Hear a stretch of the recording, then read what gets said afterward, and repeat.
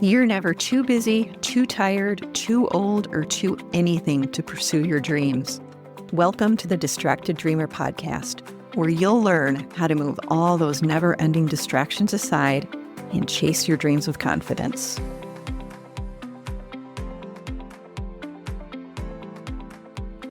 Hello, my friend. Welcome back to the Distracted Dreamer. I'm your host, Carlene, and if this is your first time here, welcome to the Distracted Dreamer family. I love spending this time with you, so find a quiet spot to take this all in, because October is what I like to call the trifecta of all trifectas. It's ADHD Awareness Month, it's Menopause Awareness Month, and it's also Breast Cancer Awareness Month. And we are talking about all of it today because, honestly, it hasn't been talked about enough. And you are going to walk away with a new understanding of what's happening for you. And I'm going to share some tools that you can start using today to get some relief. And guess what? This trifecta of ADHD, menopause, and breast cancer, all three have touched my life. And I know I'm not the only one. So if you've been staring at your to-do list lately, wondering why your brain feels like it's buffering, your energy's very unpredictable, and your motivation has just completely disappeared, I want you to know, I see you, and I feel your frustration and all the things that go along with it. Today's episode, it's really personal for me because this intersection of ADHD and menopause, I've lived it. And I remember when I hit menopause, I was in my mid-40s, and suddenly I was sad, I was exhausted, and I couldn't remember anything. And I was snapping at people, and I was wondering, what the heck is wrong with me? And here's the funny thing. I'm an ADHD coach. I literally know all the signs. And yet, I sat there thinking night after night, oh my gosh, do I have ADHD? How could I not know? So I did what you're supposed to do. I went to my gynecologist and asked for a hormone check. He ended up doing an ultrasound. And I'll never forget what he said as he was pointing at the screen, with all the compassion a man without ovaries could muster. He looked at the screen and said, well, your ovaries are kind of like dried up fruit. And he's sitting there pointing at it. And I remember sitting there thinking, yeah, thanks, I do see them. But what I don't see is, why is this happening so early? Or what do I do about it? So I left there feeling pretty hopeless. I went home and I did what so many of us do. I started Googling Dr. Google. I Googled low estrogen, brain fog, sudden ADHD symptoms. And let me tell you, back then, the information, it just wasn't there. Nothing explained what was happening to my brain, my energy, or my sense of self. And, which, by the way, is still a problem to this day. Women's health, especially menopause, our hormonal health, is one of the most understudied, underfunded, and neglected areas in healthcare. And then I heard Dr. Mary Claire Haver say that they are seeing menopause as the new onset of ADHD. And I was like, whoa, are you kidding me? She is a board-certified OBGYN and menopause practitioner. She has become a leading voice in women's health. And she focuses on demystifying menopause through her books. She has a ton of online resources, and she even has a wellness clinic. She is also the author of the #1 New York Times bestseller, The New Menopause. Awesome book. Go get it.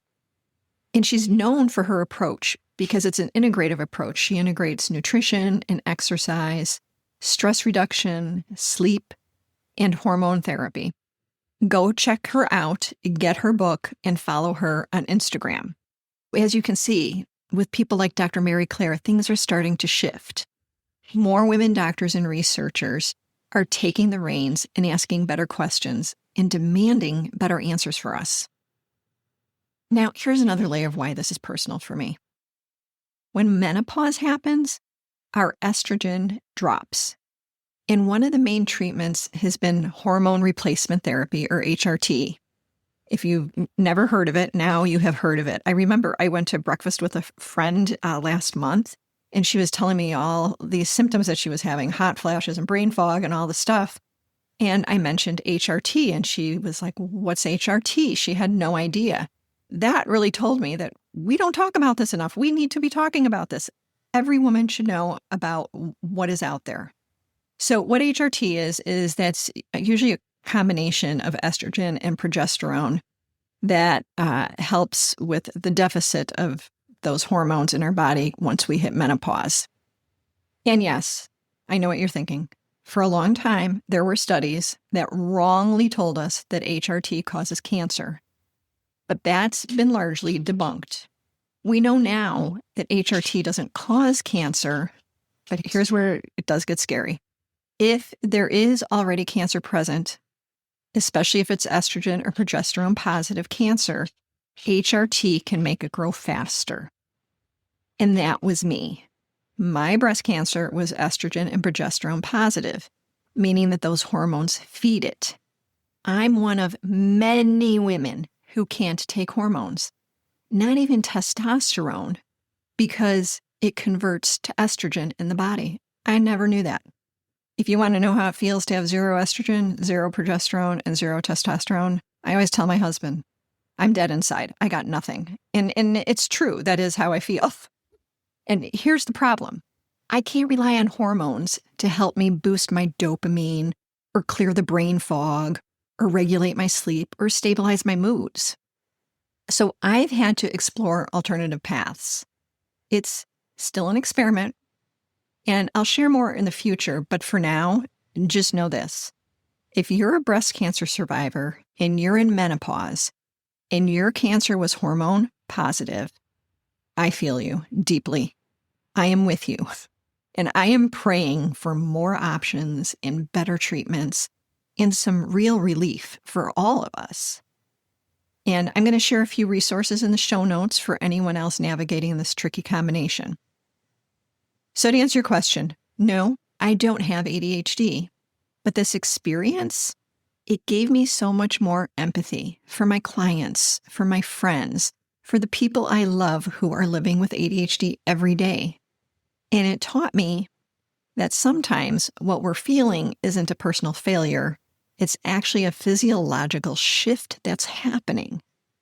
That's what we're unpacking today. We're going to unpack why midlife can feel like the onset of ADHD. We're going to talk about what's really happening in our brains and how all of this, the hormones, the distraction, the fatigue, can disconnect us from our dreams and what the heck to do about it. Let's start here. If you've found yourself thinking, why can't I remember things anymore? Or I used to be able to handle so much more. You are absolutely not alone. So many women in their 40s and 50s describe a sense of like this mental static, like your thoughts, they're harder to organize. Focus is very slippery. Words, they're just missing. You can't find them at all. You're tired all the time, but you're also wired at the same time. And you're not sure if it's burnout, your hormones, or maybe it is ADHD, or maybe it's something else entirely. But here's the twist. Many of the cognitive symptoms of menopause and ADHD, they overlap. Things like having trouble concentrating, or those memory lapses I just mentioned, or having executive dysfunction, where you can't pay attention, you can't organize things, you can't initiate any tasks. Or how about emotional reactivity? Yeah, you blow things out of proportion. Or are you crying and you have no idea why? Or what about the lack of sleep? I can talk to that one. Lack of sleep. Sleep disruption is very, very real. Now, these symptoms don't mean that you have ADHD, but for some women, menopause becomes the moment where previously subtle symptoms, things that they'd always chalked up to being a little scattered or sensitive, suddenly became unmanageable. And that's when they finally get evaluated and diagnosed. Or others who were diagnosed earlier with ADHD, are realizing their meds or their routines, they aren't working like they used to. And it might be because their hormones are shifting. Here's what's happening under the hood. Estrogen. It's one of the primary hormones that drops during perimenopause and menopause. And it doesn't just affect reproductive health. It also supports dopamine production and regulation in the brain. So dopamine is one of our key players in focus, attention, and motivation. It's also central to ADHD. When you have ADHD, you either have low stores of dopamine in your brain, or the dopamine that you have is very sluggish. And so when estrogen starts to decline, as it naturally does in our midlife, dopamine takes a hit too. And suddenly, the brain that used to mostly keep it together is like, nope. As menopause specialist Dr. Mary Claire puts it, when estrogen drops, dopamine skips a beat. And there's research that backs that up. One study looked at women going through early menopause who were experiencing new executive function issues, and they responded positively to ADHD medication. Now, that doesn't mean everybody needs meds, but it does mean that the cognitive struggle is real.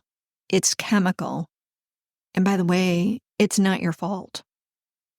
Here's where this gets real personal.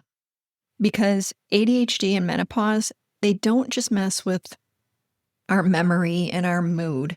They mess with our momentum.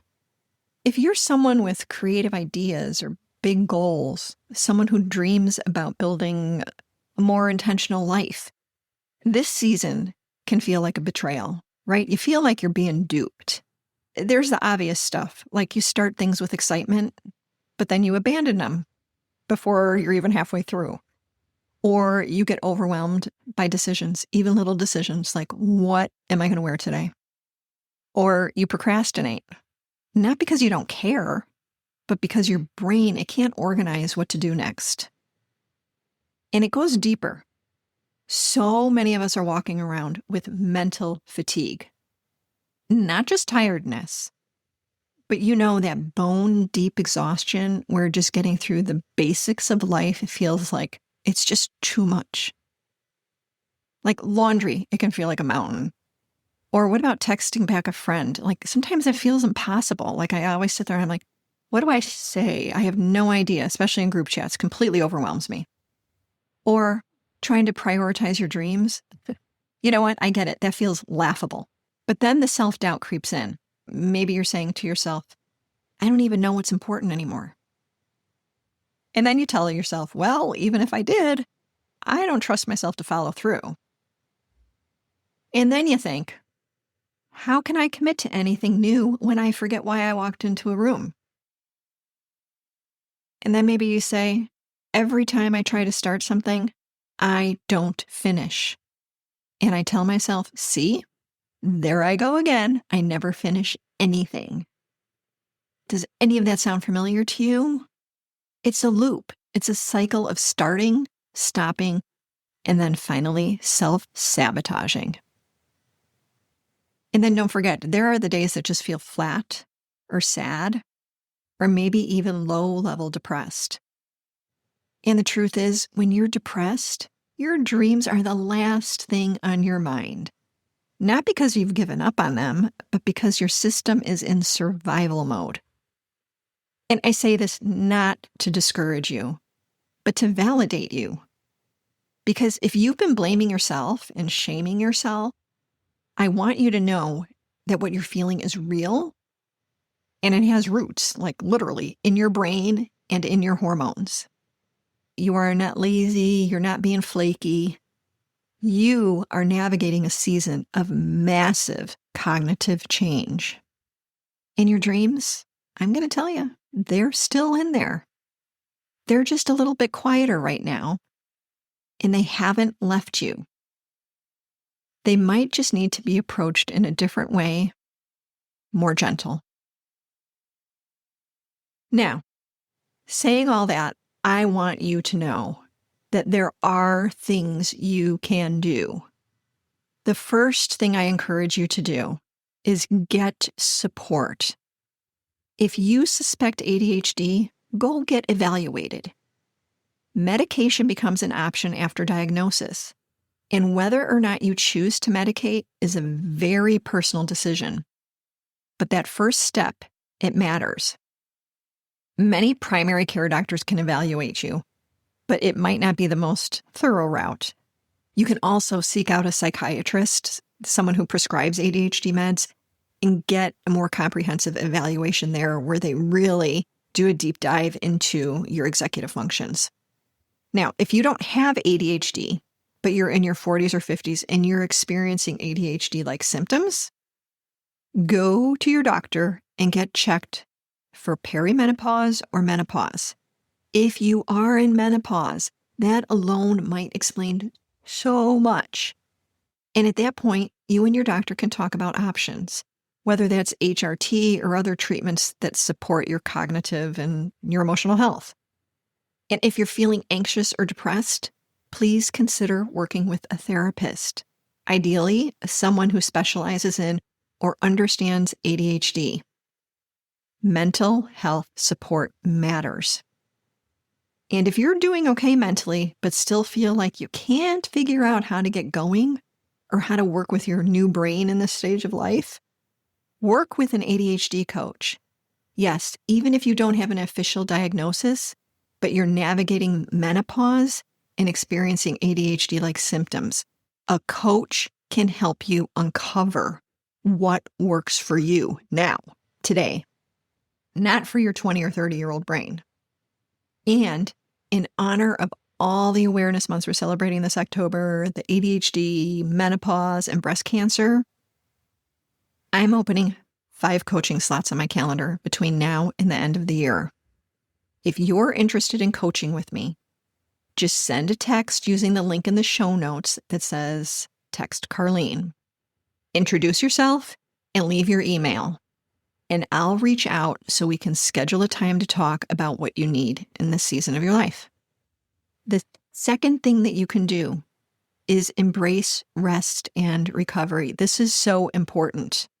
If you haven't yet, go listen to episode 48. It's called The Science of Recovery, How Your Nervous System Fuels Your Dreams. It'll help you understand what real nervous system calming recovery looks like. And if you struggle with guilt around rest, or you tend to feel bad for needing care in the first place, check out episode 41, Embracing Self-Care and Recovery, Fuel Your Dreams, and Prevent Burnout. Rest is not the reward. It's the foundation. It is a must. Okay, the third thing that you can do is to hack your dopamine. Yeah, hack your dopamine. There are things that you can do every day to support dopamine. That precious little neurochemical that helps us feel motivated, focused, and able to follow through. You have some control over that. Here's what this looks like. First, be aware of what is called false dopamine. These are things that feel good in the moment, but leave you feeling more drained, distracted, and depleted. This is where false dopamine comes from. Scrolling social media mindlessly, reading endless comment threads. How about snacking without thinking? Ooh, how about that impulse shopping? Yeah, Amazon, online. Yep, that's where it happens. Oh, what about binge watching for hours? Or switching tabs constantly on your computer? Or how about all those notifications? They are just nonstop and they're just pinging you all day long. Turn off notifications. Or what about the multitasking that you're doing? You think you're being productive, but it's actually draining you. So these all spike your dopamine fast and then drop it just as quickly. And that crash, that's what leaves you foggy, unfocused, and like you're just fried. So what you want to do, you want to focus on real dopamine instead. These are things that naturally build dopamine over time in sustainable and nourishing ways. Here are some real dopamine boosters. taking a walk outside. The walking and the being outside, best combination ever for dopamine. Finishing a task. Yeah, we all get that high after we finish something. How about a real conversation? Not on social media, not texting. Make a phone call, hear someone's voice, let them hear yours, or get together live, in person. That boosts dopamine. How about exercising? This is the number one go-to for folks with ADHD. This has more of an impact on your dopamine than anything else you can do. If you exercise every day, you are going to feel a difference.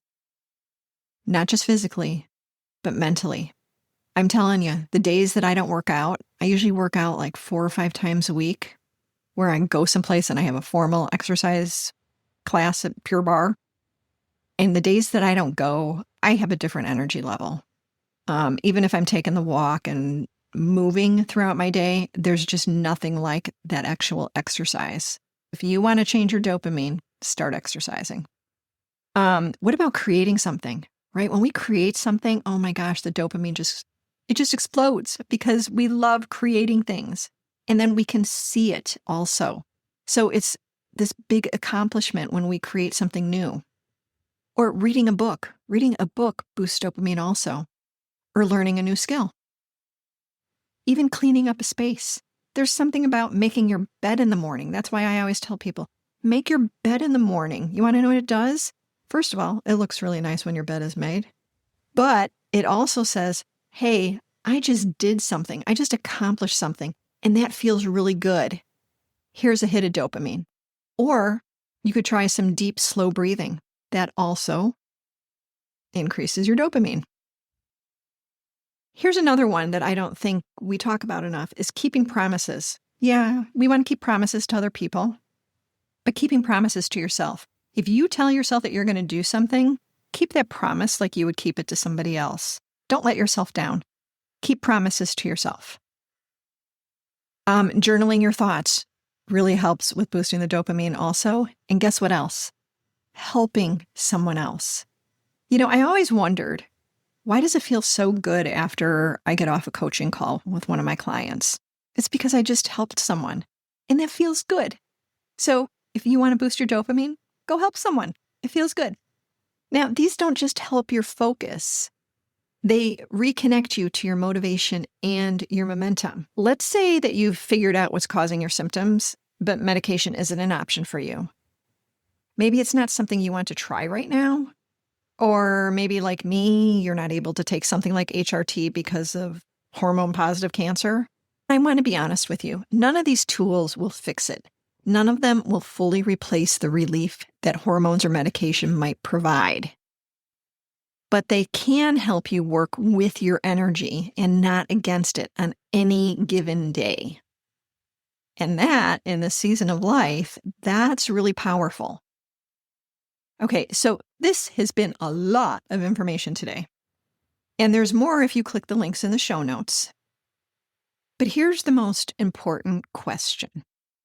What's your next step? Are you going to listen to a couple more episodes on rest and recovery that I mentioned? Are you going to make an appointment with a doctor to get evaluated? Maybe you want to share this episode with someone and have a conversation about what you might want to do or what they may want to do. Or are you going to text me to learn more about coaching? Go ahead and do that. Or are you going to take one small step today, like staying off of social media or going for a walk to take charge of your dopamine? I know there are a lot of options for you, but it's important that you make a promise to yourself right now, because remember, when you make a promise to yourself and you keep the promise to yourself, that's right, you increase your dopamine. So do something for yourself, because no one else can do it for you. Your energy may be shifting, but your dreams, they're still yours. And maybe they just need a little grace right now and a little space to unfold in a way that works for you. Thank you so much for being here with me. And if something in this episode resonated with you, I'd love for you to share it with a friend or send me a text message. I always love hearing from you. And until next time, please be gentle with yourself. I promise your dreams, they are still in reach. And I can't wait to welcome you into our next conversation. Bye for now.